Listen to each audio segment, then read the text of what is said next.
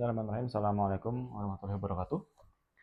Alhamdulillahirabbil alamin. Wassalatu wassalamu ala sayyidil mursalin wa ala alihi washabihi ajmain amma ba'd. Ya.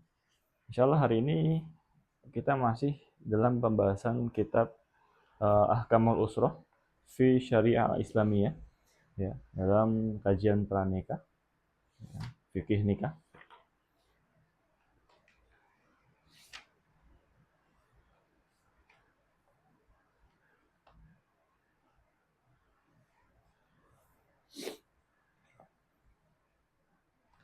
Ya, hari ini kita membahas tentang as-sidaq wa syurutuhu ahkamuhu, yaitu pembahasan tentang mahar, ya. Nah, as-sidaq atau mahar. Al-mal alladhi yajibu fi aqdin nikah 'ala az-zawj fi muqabalati manafi'i bid'a was-sama sidaqan bi fathis sad. Kama qala ta'ala fi Qur'anil Karim wa atun nisa sudaqatihin. Ya. Nah, maka sidak atau mahar yaitu apa? Al-mal, yaitu harta, materi. Jadi dalam Syafi'i sidak atau mahar sini harus bentuknya materi atau harta. Namun ada juga dalam mazhab lain yang mengatakan tidak wajib harta atau materi. Yang penting sesuatu yang bisa dinilai, bisa memiliki nilai, bisa bermanfaat. Seperti itu, ya. Alladzi yajibu fi 'aqdin nikah. Yang itu wajib dalam akad nikah. 'Ala zauj, untuk siapa? Untuk para suami, ya. Fi muqabalati manafi'il bid'a, sebagai ganti dari apa? Ya, dari diperbolehkannya hubungan biologis. Seperti itu. Ya. Apa hukumnya? Hukum sidaq wajibun lil mar'ah fi muqabil al-istimta' biha. Maka wajib, hukum sidaq mahar ini wajib. Kapan? Setelah dia melakukan hubungan biologis. Kalau misalkan dia nikah, akad nikah, oke, saya terima nikahnya fulan dengan fulana, siap. Oke, sudah selesai. Kemudian setelah akad nikah ditinggal. Belum bayar mahar itu. Tinggal. Ya. Seminggu. Kemudian balik lagi, kecelakaan, kata Rasulullah. Wajib nggak mempelai pria membayar mahar? Kecelakaan kemudian meninggal. Atau mungkin balik lagi talak. Ya. Wajib tidak membayar mahar. Ya, maka dalam hal ini, dalam kasus ini tidak wajib membayar mahar penuh. Namun nanti akan bahas selanjutnya, ya. Gitu. Jadi tidak wajib membayar mahar penuh. Apalagi tadi kasusnya meninggal. Pergi seminggu kemudian pergi, ya. Terus waktu perjalanan pulang meninggal. Ya. Maka apa? Maka tidak wajib membayar penuh. Kenapa? Karena belum melakukan hubungan biologis. Jadi wajibnya itu setelah melakukan hubungan badan. Adapun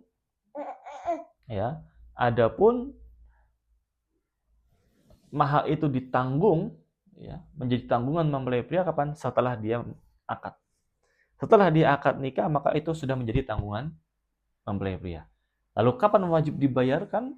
Ya, saat setelah melakukan hubungan biologis, maka wajib. Kalau misalkan dia sudah melakukan hubungan biologis dan dia belum bayar, maka itu menjadi hutang si mempelai pria. Seperti itu. Ya. Amma fil kitab faqaluhu ta'ala wa hilal lakum ma wara'a dzalika an tabtagu bi amwalikum muhsinin ghairu musafihin. Wa qaluhu ta'ala wa atun nisa sudaqatihinna nahlah.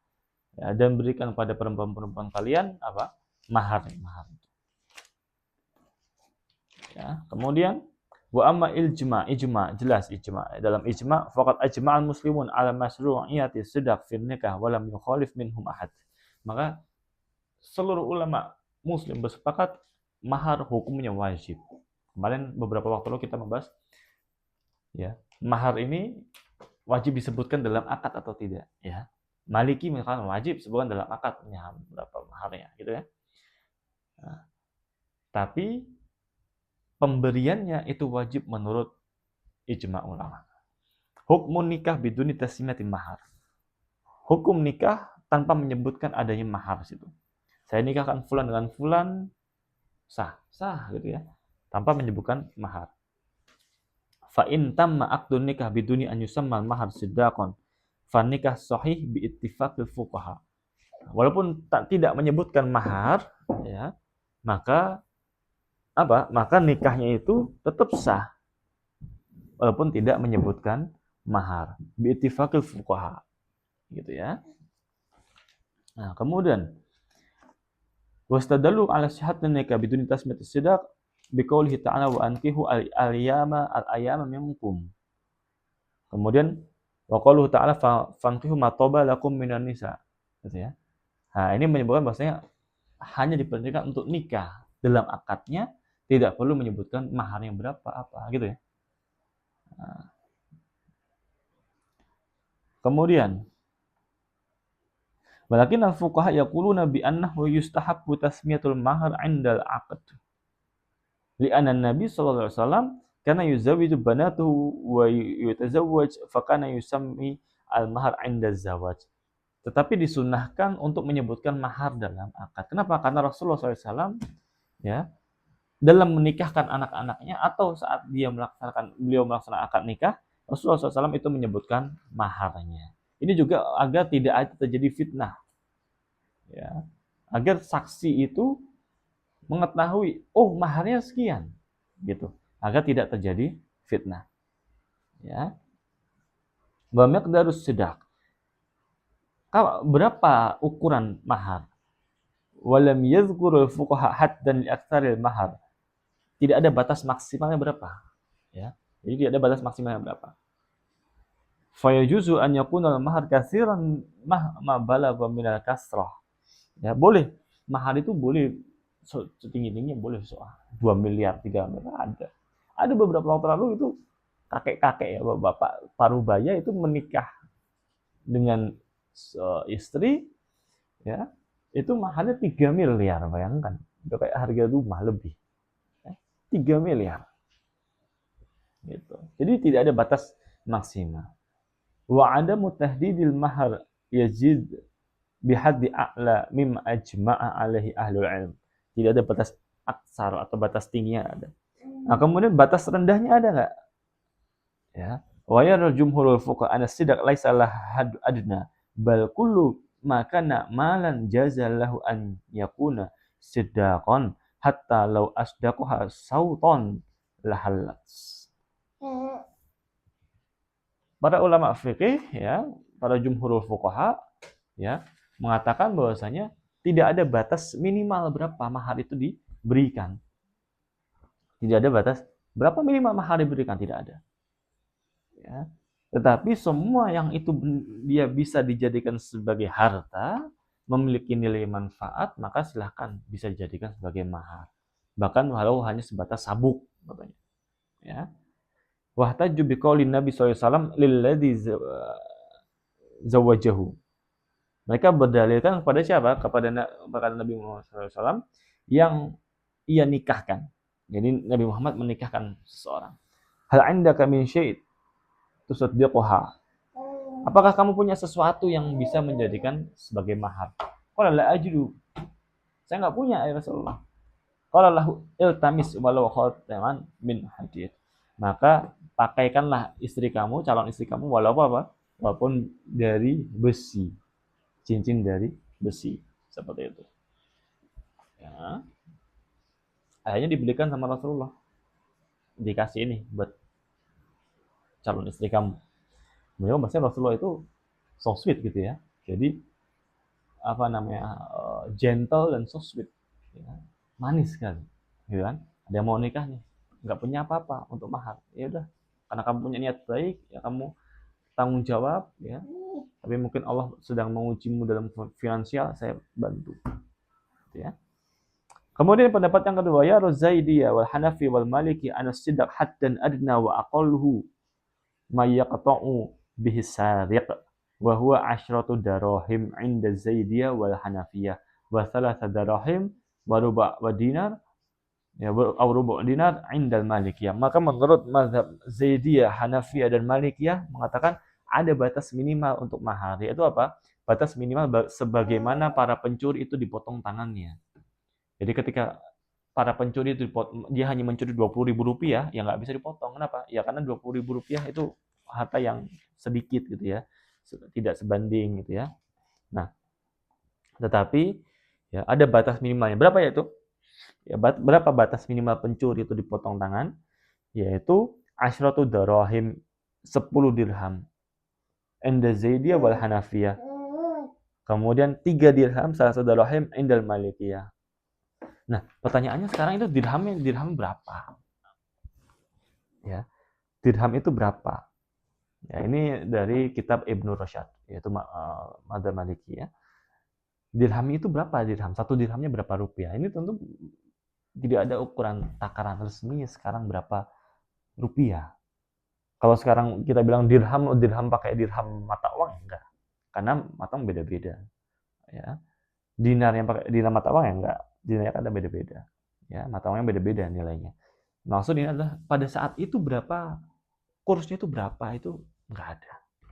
Seperti itu. Kemudian wa karahiyatul mughalla fil mahar.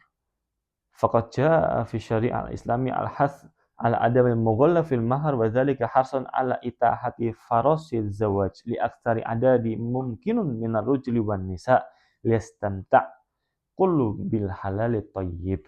Maka enggak boleh ya, dibenci, makruh hukumnya untuk meninggi-tinggikan mahar. Makruh hukumnya. Untuk apa? Untuk saling memudahkan. Ya, untuk saling memudahkan. Karena syariat Islam itu menganjurkan untuk apa? Untuk memberikan mahar yang terbaik. Namun juga apa? Untuk memudahkan para calon suami ya memberikan mahar tersebut. Ya. Wali anna taysir fil mahar da'an ilahi syar'. Ya. Bahasanya yang dianjurkan syariat yaitu apa? At-taysir, memudahkan dalam mahar. Seperti itu. Ya. Kemudian wa may yushtaratu fis sidaq. Apa yang menjadi syarat dalam harta? Itu ya. Apa syaratnya harta? Tuh, nggak bisa diam sekali ini. Sini. Nah, apa syaratnya? Syaratnya harta itu apa? Maaf, syaratnya mahar itu apa syaratnya? Pertama, an yakuna malan mutaqawwaman ma'luman. Pertama, mal, harta. Ya. Materi atau harta, mutaqawwam, yang memiliki nilai, maklum, yang diketahui. Nggak boleh misalnya saya maharnya adalah burung-burung yang ada di langit. Nggak boleh. Burung-burung yang terbang nanti maghrib. Nggak boleh. Karena tidak diketahui burungnya berapa, ya, punyanya siapa, gitu kan. Walaupun itu mal, itu adalah harta, itu adalah mutaqawwim, itu bernilai, tapi tidak diketahui, maka nggak bisa. Maka syarat mahar adalah harta atau barang atau materi yang memiliki nilai. Hartanya adalah, mohon maaf, plastik-plastik, nggak jelas, nggak punya nilai, nggak bisa. Ya, gitu. Sampah, nggak bisa. Baju-baju bekas, nggak punya nilai, nggak bisa. Maka yang harus memiliki, ya makanya Rasulullah apa?